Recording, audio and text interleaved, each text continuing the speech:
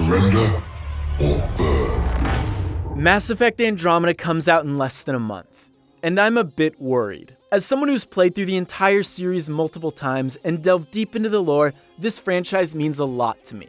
And if you're watching this video, chances are you feel the same way. After 4 hours of hands-on time with a preview build of Mass Effect Andromeda, there's a lot I enjoyed, but I also noticed some red flags. Unfortunately, we were not allowed to record our play session, so what you'll be seeing is older footage. But make sure to subscribe so when we do finally get some more, you'll be the first to see it. My demo started from the very beginning of the game, which opens with Ryder, your player-created character waking up from 600 years of cryosleep. Ryder is aboard the Hyperion, a vessel carrying thousands of human colonists to Andromeda, but the spacecraft now finds itself trapped in an inky substance called the Scourge, forcing part of the crew to touch down on the nearest planet. Following a harrowing descent that separated Ryder from most of his crew, I was able to start playing. Though controlling Ryder felt pretty good from the get-go, movement really began to shine once I reached my first combat encounter.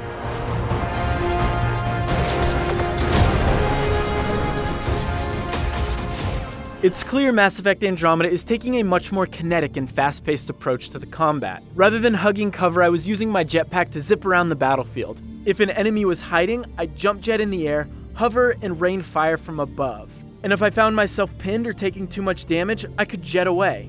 You can still play Andromeda like a cover shooter, but both the new and old abilities fit perfectly with the sped-up pace. And after flipping through the extensive skill trees and an in-depth upgrade system, it's clear that Mass Effect Andromeda will foster a huge number of playstyles. It was also comforting to see how much Andromeda has embraced Mass Effect's RPG roots. Andromeda may look like an action-driven third-person shooter, but there's a lot more going on under the hood. There's a deep leveling system, plenty of customization, and a crafting component. The class system from previous Mass Effect games has been removed and replaced with profiles you can tailor and swap on the fly. Even if you picked an adept profile at the beginning, you can unlock abilities from any of the different trees.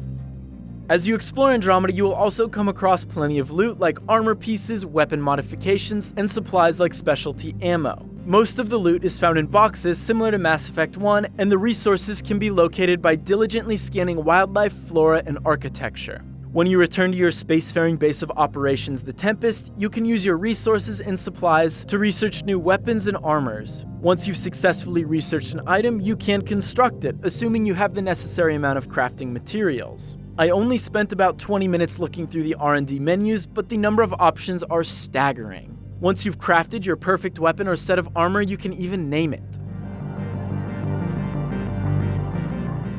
On paper, Mass Effect Andromeda is heading in the right direction. Exploration is back, the combat has been improved, and it's very much an RPG. So then, why am I worried? For one, the game lacks polish. Typically, when we play an early build of a game, we expect to see glitches, infinite loading screens, texture pop-in, and so on. In many cases, these kinks are worked out in time for full release. But Andromeda comes out in less than a month, which obviously doesn't leave much time to address the rough edges I noticed.